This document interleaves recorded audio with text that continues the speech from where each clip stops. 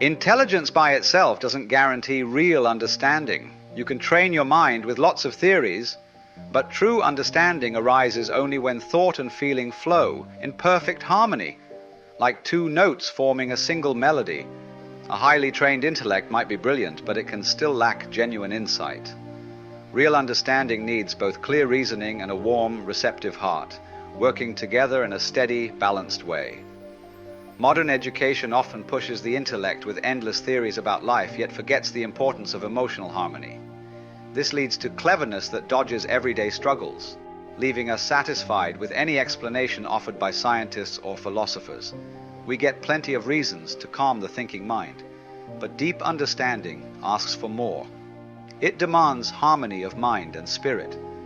If we keep clinging to pure intellect instead of genuine understanding, we'll keep circling in the same old loops of life. Our thinking isn't truly free. It's shaped by rules, experiences, and the cultural, social, economic, and political world around us. Every book we read, every action we take, comes from the same pool of experience. And our thoughts are built on it too. But if we can truly be aware, if we can see what's happening without dragging all our old conditioning into it, then we can free the mind without using willpower or forcing ourselves to do so. The very moment we say, "I must free my mind," we create a separate part of ourselves that craves a certain outcome. That craving is born from desire, which leads to conflict right away. So can we be aware of our condition without making more conflict? If yes, that awareness itself may clear up every problem we face. Have you noticed that when the mind is deeply quiet, even for a moment, understanding suddenly comes? There's a flash of insight when the chatter of thought stops. If you let your mind be still, if thoughts pause and you're free from inner noise, then in that moment you understand anything. A modern painting, a child, your partner, your neighbors. You catch a glimpse of truth in all parts of life, but as soon as you try to force or preserve that silence, the mind goes dead and rigid. The more you genuinely care about something, the more you want to understand it, the calmer and clearer your mind becomes. Then thought stops its endless talking. Thought is basically words, and when words interfere, they cloud how we face challenges. This mental noise is what we often call intellect, but a noisy mind can't grasp truth. Truth in relationship, not some abstract idea. Truth is subtle. It slips in quietly and can't be held by a mind tangled in words. I suggest you look into the root causes of your own patterns of thought and feeling. Don't try to change or dissect them. Just pay attention, with sensitivity, to what makes you think in those set ways. Analysis alone won't give you what's real. Real insight comes when you see the workings of your thoughts and feelings as they actually are, right now, and realize their delicate, extraordinary nature. As long as we keep telling ourselves what we should or shouldn't do, as we've been taught all our lives, we'll keep hurting our own genuine thoughts and feelings. Systems and methods always tie us down, so have the courage to drop all these must and must not rules. This doesn't mean we become careless. It means we begin to notice the mind that has been forcing us to follow or avoid certain actions.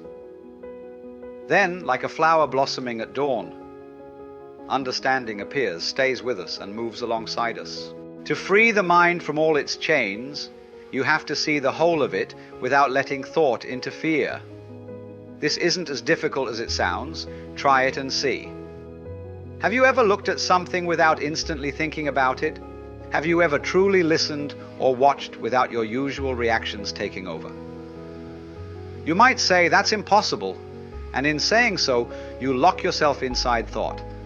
But maybe you just don't know how to stop. So ask, can I simply observe? Can my mind take in all that confines it without resisting? It may be possible. Give it a chance. Because merely looking without adding chatter is tough, we quickly call it impossible. But once you fully see your entire state of being, without pushing back, those chains dissolve.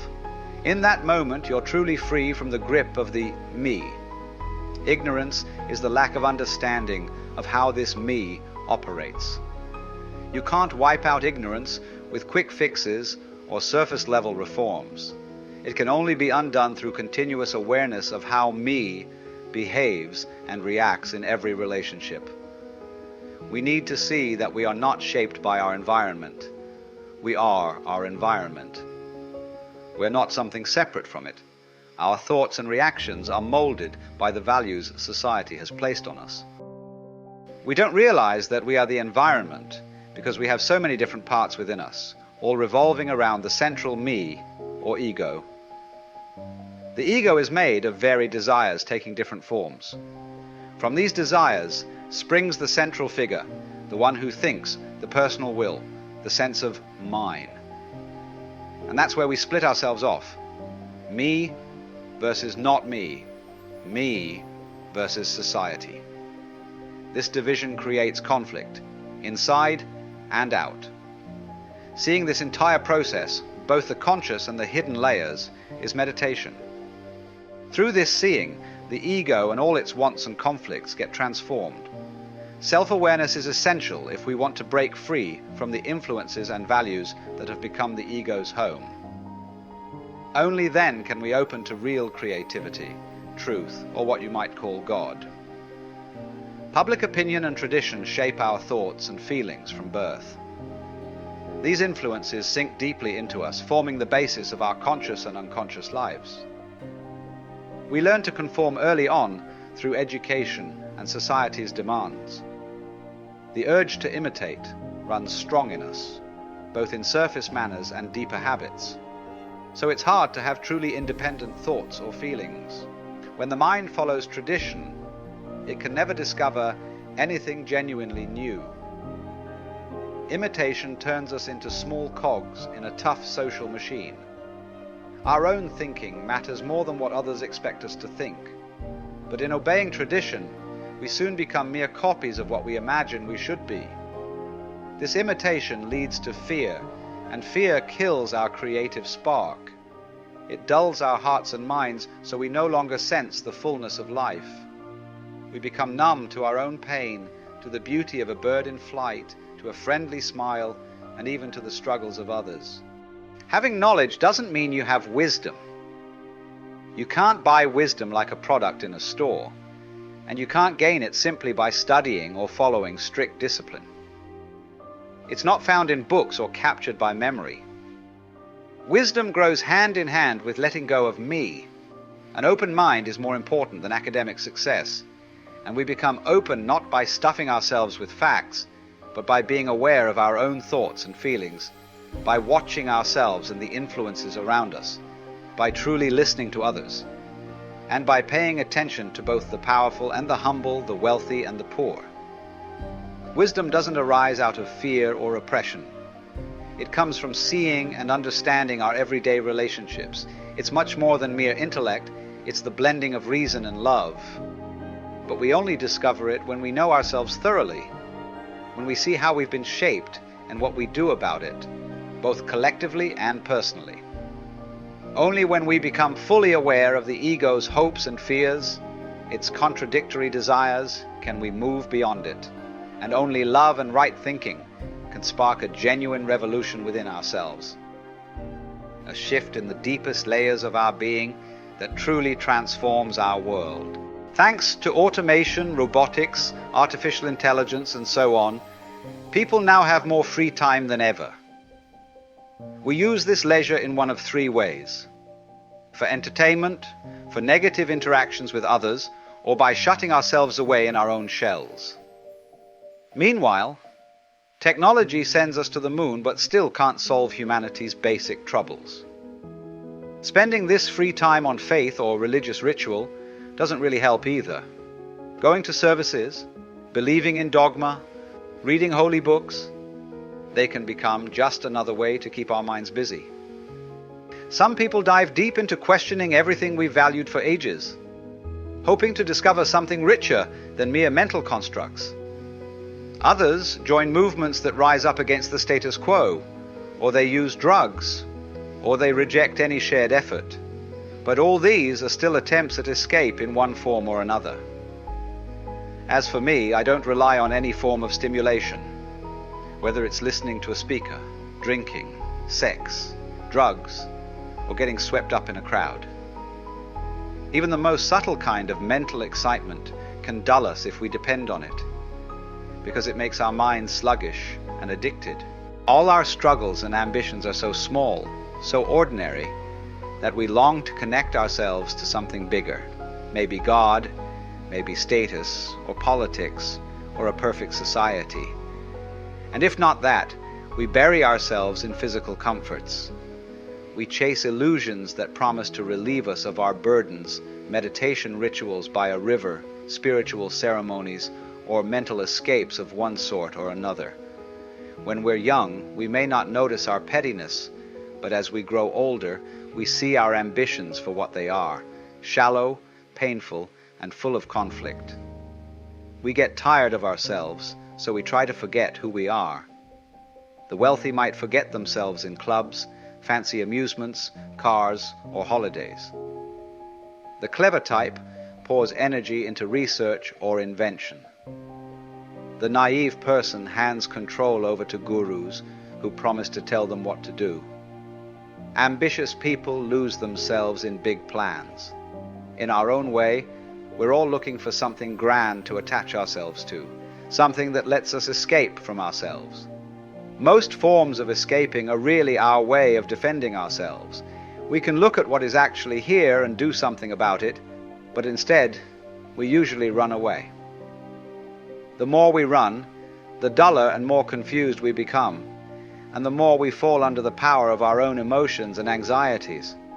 Our craving for excitement or strong feelings makes us cling to music and beauty.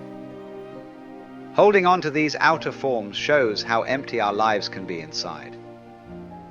We try to fill up our emptiness with music, art, or forced silence, because we keep covering up that inner void with emotional thrills.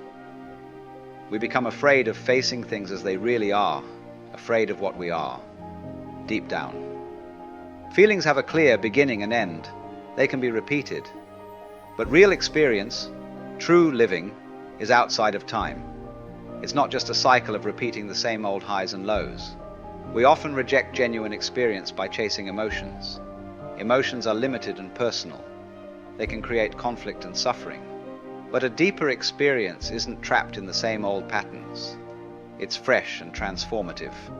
Why is sex such a big deal for most of us? Maybe because in that moment, the sense of me disappears. We're fully absorbed, so we forget the past or future. Naturally, we want that feeling again.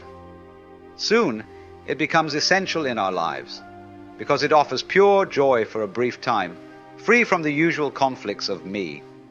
Every other part of life, money, society, religion, seems to breed conflict since the ego is involved. Only in sex do we slip out of our me state. That's why it becomes so meaningful. But really, the problem isn't sex, it's the ego. That small window of happiness feels so good that we keep wanting it back, whether through sex or by forcing ourselves with discipline or self-denial. We're seeking freedom from conflict. If we could truly be free of conflict, we'd be happy in all areas of life, not just in sexual moments. If you see a glorious sunset, a flowing river, a graceful tree, a beautiful face, you might feel a wave of delight. Is that wrong? Trouble starts when we turn that moment into a memory and demand more of the same pleasure. That craving blurs our judgment and can lead us into illusions and self-deception. We need to understand pleasure, not run from it, because in reality nobody can simply run away from it. If we make pleasure our main aim, then we must accept the pain, disorder, and distorted values that come with it. Without understanding the nature of pleasure, real clarity is impossible. We all know what it's like to feel satisfied when we get what we want, or when we feel important, famous, or admired. We may enjoy controlling others or collecting more wealth. But as soon as our pleasure is blocked, we face disappointment and bitterness. We need to notice this in ourselves, both on the surface and deep within, and ask, Where does this craving for pleasure begin? We can talk about emptiness in two ways. One is when the mind looks at itself and says, "I feel empty." The other is a deeper emptiness where we feel lonely, isolated, totally separate from everything. Most of us have felt that now and then. We usually try to cover it up with knowledge, relationships, or a perfect union with a partner. Anything to avoid that hole inside. If you watch your mind, you'll see this is true. Wherever there's a sense of deep loneliness, we have a strong urge to hide it. We might call it emptiness, but that word can be misleading, because an actual empty space can be lovely, like an empty cup or a spacious room. They're useful because they're empty. Yet when we feel emptiness within ourselves, we rush to fill it through entertainment, pleasure, or other ways of running away. We can't get rid of sorrow if we don't understand pleasure. But understanding pleasure doesn't mean we have to abandon it. Pleasure is one of life's basic needs, just like simply enjoying the moment. When you take in the beauty of a tree, a sunset, a friendly smile, or sunlight dancing through leaves, there's a natural joy in that. When you see something truly wonderful and alive, try not to let thought interfere. The instant thinking comes in, the experience hardens into pleasure, and we start wanting more. If that want isn't fulfilled, we end up in conflict and fear. So can you just watch without thinking?